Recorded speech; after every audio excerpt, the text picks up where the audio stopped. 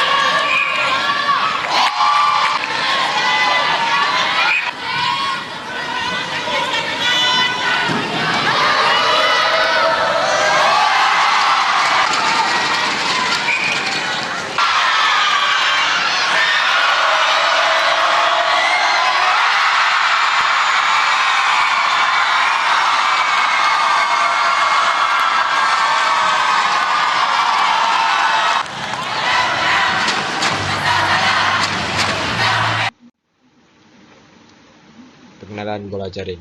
Permainan bola jaring merupakan permainan teknikal dalam kategori serangan. Okey, terdapat beberapa kemahiran dalam permainan bola jaring seperti menerima bola, hantaran bola, gerak kaki, menjaring, mengawal dan mengadam. Itu ialah kemahiran-kemahiran asas dalam permainan bola jaring. Okey. Seterusnya, kemahiran taktikal pula ialah strategi hantaran tengah, sistem hantaran ke dalam dari garisan tepi dan sistem hantaran ke dalam dari garisan gol. Okey. So, untuk tingkatan 4 kita akan belajar kemahiran taktikal. Kemahiran asas ni sepatutnya dah belajar semasa tingkatan 1, tingkatan 2, tingkatan 3. Okey. Okey. Bola jaring. Ini ialah posisi pemain untuk bola jaring. Ada 7 posisi. Okey, yang pertama dipanggil GK. GK itu ialah goalkeeper atau dalam bahasa Melayu penjaga gol. Okey, seterusnya WD. WD ni ialah wing defense ataupun pertahanan sayap. Yang ketiga GD. GD ni ialah goal defense ataupun pertahanan gol. Dan yang keempat C. C ni ialah center, pemain tengah. Yang kelima GA. GA ni goal attack, penyerang gol. Yang keenam WA. WA wing attack, penyerang sayap. Dan yang ketujuh GS, goal shooter, penjaring gol. Dalam permainan bola jaring dia tak panggil, dia tak sebut wing defense ke kiri ke kanan, tak, dia just sebut WD ke depan, jaga WA, macam tu. Alright. Okay, so kita terus belajar strategi menyerang dalam situasi permainan. Okay, yang pertama ialah strategi menyerang hantaran tengah. Okay. Strategi menyerang dari hantaran tengah dilakukan ketika pasukan dalam situasi menyerang pasukan lawan. Hantaran tengah ialah situasi untuk memulakan permainan bola jaring selepas setiap jaringan dilakukan. Okey, kita lihat gambar yang pertama. Okey, kita lihat grafik. Okey, bola daripada center akan pergi kepada GD, dia akan pas kepada GD. Okey. GD pula akan pas kepada WA dan dia akan pas kepada GS. GS yang akan melakukan jaringan. Okey, dalam permainan bola jaring, GS atau GA saja yang boleh membuat jaringan. Alright. Okey, seterusnya yang belah kanan, okey, center akan bagi pass kepada WA, WA akan pass kepada GA ataupun GS untuk melakukan shoot ataupun jaringan. Okey, yang ketiga, center akan pass kepada GA, GA akan pass kepada WA dan WA akan pass kepada GS. Right. Yang keempat tu pun sama. Ini ialah strategi menyerang dari hantaran tengah. Right. Semuanya berpusatkan tengah. Okey. Kita lihat video.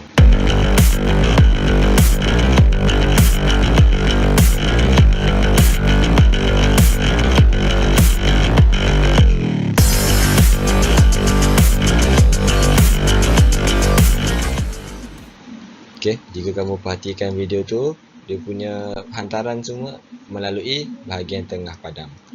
Right. Okey, yang kedua ialah strategi menyerang hantaran ke dalam. Okey, strategi menyerang hantaran ke dalam bertujuan untuk menyerang. Terdapat dua jenis hantaran ke dalam, iaitu hantaran ke dalam dari garisan tepi dan hantaran ke dalam dari garisan gol. Right. Okey, kita lihat grafik yang pertama. Okey, kita lihat GD. Ini ialah hantaran ke dalam dari garisan tepi. Okey, GD daripada garisan tepi, dia akan passing kepada WA, dia akan passing kepada center dan dia akan passing kepada GA atau GS untuk melakukan jaringan. Jika kamu lihat grafik-grafik ni yang ada dalam buku teks, dia bermula daripada garisan tepi. Right. Okay. Yang kedua ialah strategi menyerang hantaran ke dalam, iaitu hantaran ke dalam dari garisan gol. Okay. Dari garisan gol ialah dari garisan belakang lah. Okay. Kita lihat gambar ini, GS akan passing kepada WA dan WA akan passing kepada GA untuk melakukan shooting ataupun jaringan. Okay. Itu ialah dua strategi menyerang hantaran ke dalam. Maksudnya dia daripada hantaran daripada garisan tepi ataupun hantaran daripada garisan gol. Dia bukan daripada open play. Alright. Kita lihat video.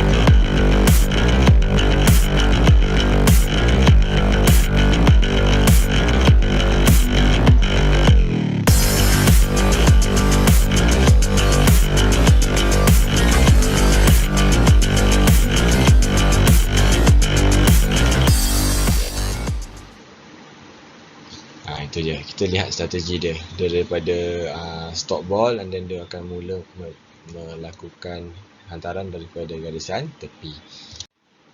Okey, yang ketiga strategi menyerang ialah strategi menyerang hantaran percuma dan penalti dalam kawasan gol. Pasukan perlu merancang strategi menyerang dengan hantaran percuma atau penalti yang diberikan oleh pengadil. Hantaran percuma dilakukan bagi semua kesalahan dalam gelanggang melainkan sentuhan atau halangan dan diambil di tempat kesalahan berlaku. Okey. Hantaran penalti diberikan untuk kesalahan sentuhan atau halangan dalam gelanggang kecuali kawasan gol. Ini dia. Untuk permainan bola jaring ini banyak peraturan-peraturan yang kamu perlu tahu. Sedikit kesalahan, sedikit melanggar peraturan, pengadil akan berikan hantaran percuma. Alright. Okay, kita lihat gambar yang di sebelah. Nombor satu ialah hantaran percuma dalam kawasan gol. Okay, dia akan passing. Bila dah dapat hantaran percuma, dia akan passing kepada GA atau GS untuk melakukan jaringan. Alright. Okay, yang kedua ialah hantaran penalti dalam kawasan gol. Okay, itu ialah gambar dia. Okay, kita lihat video supaya lagi faham. Itu dia dalam kawasan gol, hantaran penalti dalam kawasan gol.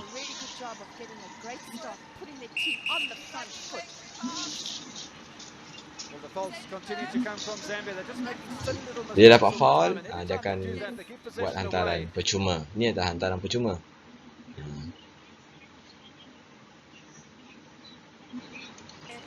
Kita mula semula, inilah hantaran penalti. Inilah penalti. Okey, dan bila dapat foul, okey, foul, dia akan dapat hantaran percuma. Right. Okey, seterusnya kita akan belajar strategi bertahan dalam situasi permainan. Okey, yang pertama ialah strategi 1 lawan 1.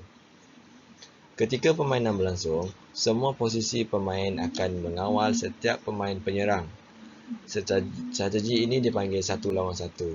Pemain GK akan mengawal GS, pemain GD akan mengawal GA, pemain WD akan mengawal WA dan pemain C akan mengawal C. Okey. Lihat cikgu bulatkan dalam gambar tersebut. Okey, itu bermaksud setiap posisi akan dikawal oleh pemain di posisi tersebut. Ini namanya strategi 1 lawan 1. Yang tu GK mengawal GS, WD mengawal WA, GD mengawal GA, C mengawal C. Okey. Kita lihat video.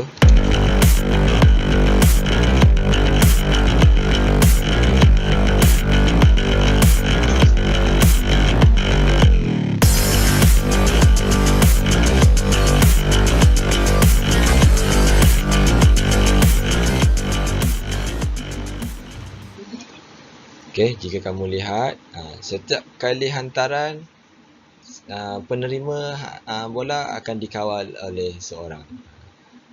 Okey, itu namanya strategi 1 lawan 1. Okey, yang kedua ialah strategi mengawal zon.